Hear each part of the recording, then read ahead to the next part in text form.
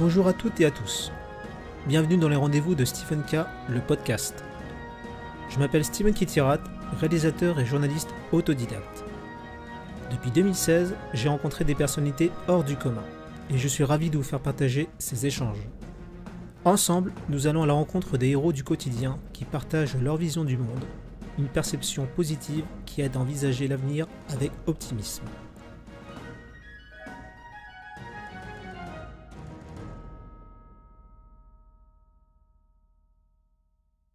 Bien bonjour Emmanuel. Bonjour, bonjour, Merci. bonjour. Je te remercie pour l'invitation. Avec plaisir, j'adore partager mon expérience. Si ça peut faire rêver certains d'entre vous qui écoutent, ce sera formidable. Alors donc justement, est-ce que tu peux te présenter pour nos internautes? Alors moi, je suis Emmanuel Lenormand et je suis à la direction artistique de Disneyland Paris. J'ai eu la chance d'être fan Disney quand j'étais tout petit, donc c'est vraiment un rêve qui est devenu réalité. Et c'est ce que je dis dans beaucoup d'interviews ou d'entretiens ou quand je rencontre des jeunes, des étudiants, etc. Il y a vraiment cette phrase de Disney, et ça pourra peut-être faire rire certains. Quand on croit à la bonne étoile, tout peut arriver, mais vraiment, quoi, c'est vraiment, faut suivre ses rêves et au moins se donner la chance de pouvoir les réaliser. Moi, j'étais fan de Disney quand j'étais petit. À l'époque, il n'y avait pas les parcs, il n'y avait pas le parc en France, bien évidemment. Donc, c'était un peu l'Eldorado, la Floride ou la Californie. On n'y allait pas parce que ça coûtait cher. J'étais une famille nombreuse, donc on n'allait pas en vacances à Disney World, bien évidemment. Et j'étais fan de Disney, j'allais voir tous les dessins animés, je regardais les livres, les interviews, les émissions à la télé. Et puis quand j'ai débarqué à Paris, ma première audition, en fait, parce que j'avais une formation de danseur comédien, ma première audition a été pour Disney. Donc voilà, j'ai mis un premier step. Et puis, 33 ans après, j'y suis encore.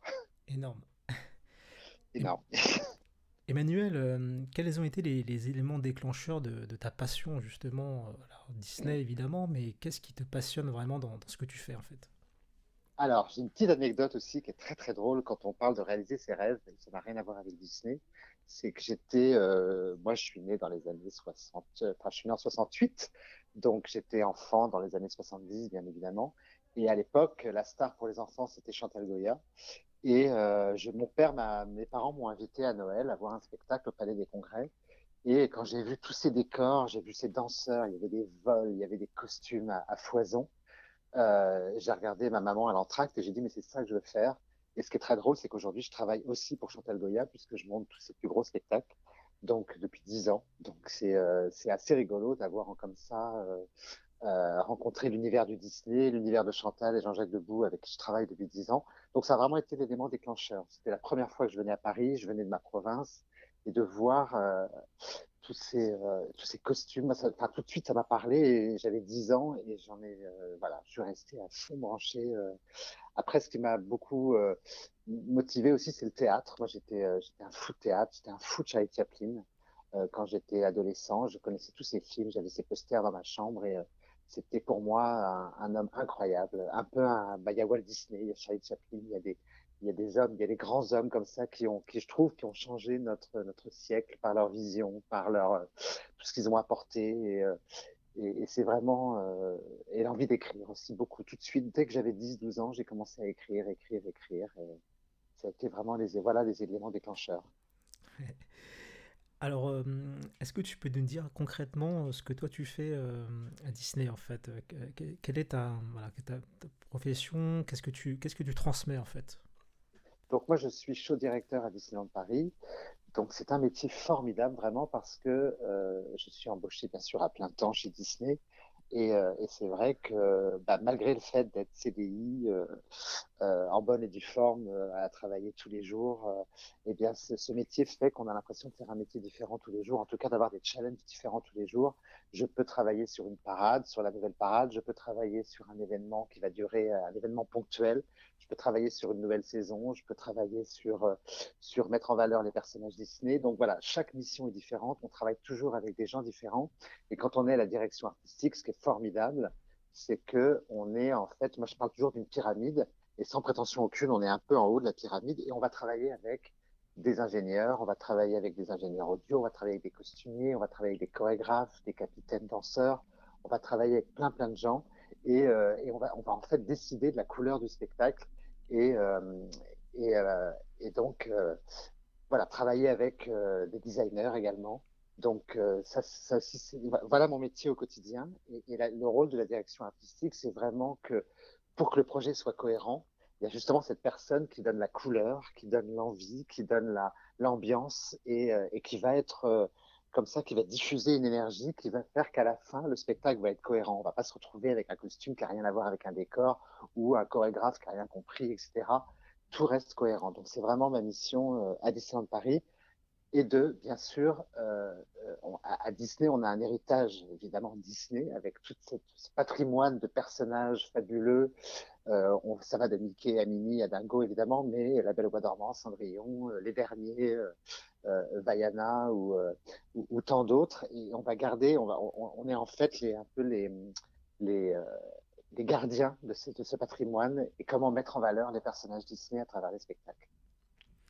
Alors j'imagine c'est en fonction des projets, mais en général, combien de temps vous mettez pour créer un spectacle? Alors pour un spectacle à Disney, ça dépend. En fait, vous pouvez avoir par exemple un petit événement avec un spectacle à monter. On va commencer à travailler quoi 2 mois avant. On va travailler parce que c'est un petit événement. Et après, on peut avoir également une grosse parade avec 8 nouveaux chars. Et là, on peut commencer à peu près 3 ans en amont.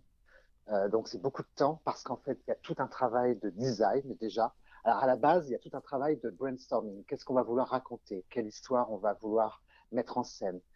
Quelle histoire on va vouloir montrer, par exemple, si je parle d'une parade, sur les chars? Quel personnage on va mettre en valeur? Donc il y a tout un travail comme ça qui peut durer au moins 6 mois. On a la chance d'avoir une grosse équipe créative à Disneyland Paris, donc ce qui nous permet de se réunir, de brainstormer. Moi, je dis toujours, on fait cette tempête de cerveau où on va sortir tout un tas d'idées. On appelle ça une période blue sky, ciel bleu, c'est-à-dire on n'est pas limité au niveau budget, on n'est pas limité au niveau de la folie, on se lâche. Donc on lâche tout et n'importe quoi. Donc parfois il y a des idées complètement stupides qui ne seront jamais irréalistes, et parfois des sublimes idées. Et on va travailler comme ça tous ensemble pour pouvoir après décider, bon ben voilà, on va partir sur ce projet, on commence à travailler les dessins, les designs. Donc ça c'est un gros travail qui peut aussi durer plusieurs mois. Parfois, on travaille aussi avec nos homologues américains dans les parcs américains. Donc, on s'échange comme ça nos trucs. Et après, bah, pendant 2 ans, ça va être l'élaboration des chars, évidemment, construction, design des costumes aussi. Un costume, c'est pas quelque chose qu'on fait comme ça. On va faire un dessin, un deuxième, un troisième. On n'aime pas, on refait, on recommence. Et, euh, et après, on va travailler aussi la musique de la parade. Donc, parfois, très souvent, on fait appel à des compositeurs externes, des gens qui ont un renom dans le métier, que ça peut être dans le cinéma ou dans le spectacle, à Broadway ou ailleurs, ou même en France parfois aussi. Et on va parfois aussi se donner la possibilité de mettre 3 compositeurs en compétition donc, qui vont proposer des maquettes. On va les faire écouter à nos équipes, on va travailler dessus. On va faire des workshops aussi, parfois des ateliers aussi pour travailler les pas de danse, pour travailler l'énergie, pour être sûr que ce qu'on va faire est la bonne recette. Donc tout ça, ça demande énormément de temps. Donc c'est pour ça que parfois on arrive à oui 3 ans en amont pour ouvrir un spectacle à l'heure. Alors ce qui est fabuleux dans ton métier, c'est que au-delà de la création, c'est les rencontres, voire même les retrouvailles parfois. Toi, question philosophique, hein, toi, qu'est-ce que tu as appris sur l'être humain? Alors j'ai appris j'ai appris quelque chose d'énorme chez l'être humain. C'est que quand j'ai commencé ce métier, bah, j'avais 18, 20 ans, puis après je suis arrivé très vite dans la conception, que j'avais 25 ans. À l'époque, je pensais que j'étais le meilleur et que j'avais pas besoin des autres. Et ça, c'est la folie de la jeunesse. On fonce tête baissée dans le guidon et on se dit non, non, mais les conseils, machin, ce que je fais, moi, c'est formidable, etc. Et en fait, avec l'expérience du temps, on se rend compte que bah, la collaboration est énorme, surtout dans la créativité. Et c'est quelque chose, je trouve, que les Américains ont vraiment compris. On le voit au niveau des sitcoms, au niveau des séries aujourd'hui. C'est qu'il n'y a pas un auteur, il y a plusieurs auteurs. Il y a forcément quelqu'un qui a eu l'idée, mais après, il y a toute une équipe qui travaille autour. Et moi, je sais que j'ai écrit des pièces de théâtre, j'ai écrit aussi pour Paris, pour des comédies musicales. Et bah, quand la collaboration amène un meilleur résultat. Et je pense que l'humilité, devant le travail est pour moi la plus grande qualité artistique, vraiment. Je pense que quand on s'entoure, quand on demande conseil, quand on n'a pas d'ego, quand on reconnaît qu'on fait une erreur, bah, je trouve que ça avance beaucoup plus. Là, en ce moment, je suis en train d'écrire une pièce de théâtre. On l'écrit à deux avec un ami.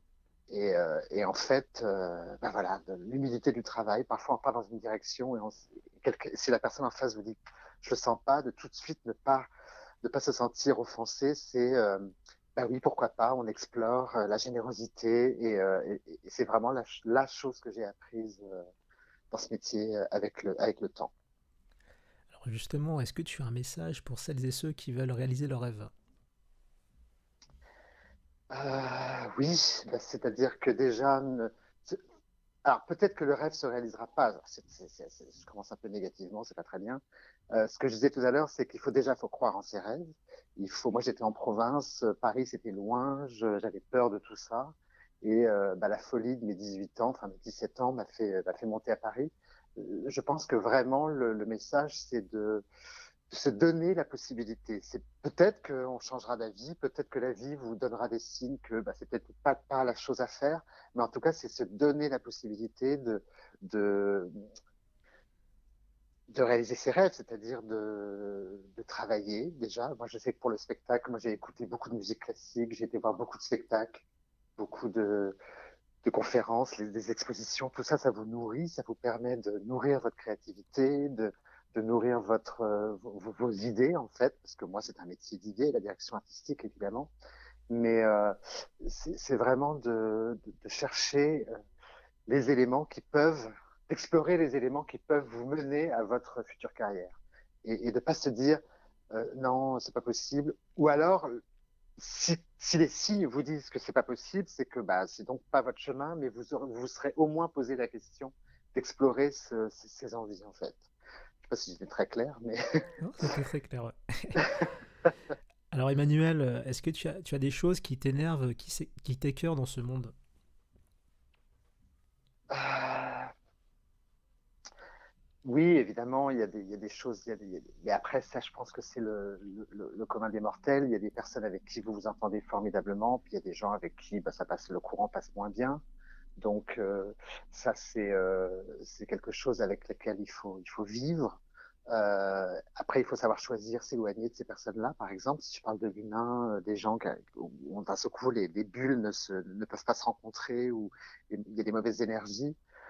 Euh, Bah après, encore une fois, c'est une force de se dire, bon ben voilà, ces personnes-là ne m'intéressent pas et je m'en éloigne parce que moi, je suis quelqu'un de très, très positif et c'est ce qui me drive tous les jours, de m'entourer d'ondes positives.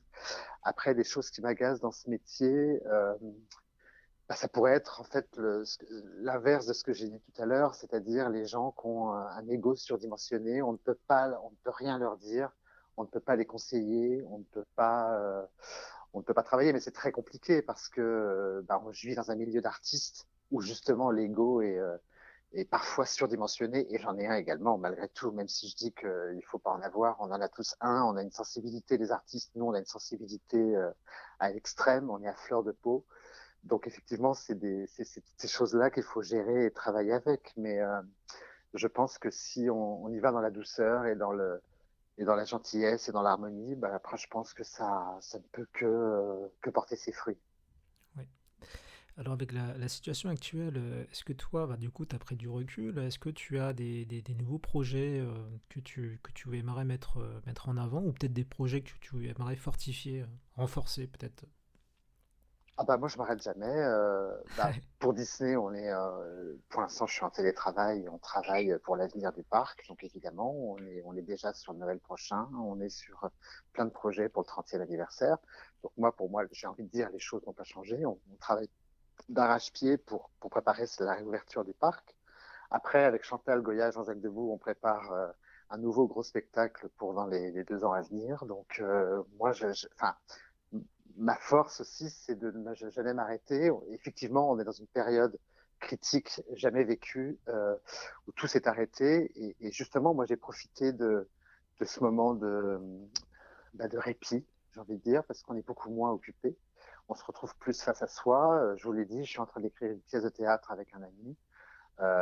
Donc ça rythme aussi les semaines et c'est quelque chose qui m'aide à, à supporter en fait cette période un peu de flou. Donc même parfois d'écrire pour soi, d'écrire seul. Enfin moi en tout cas c'est ma comment dire c'est ma thérapie je dirais pour cette époque un peu trouble.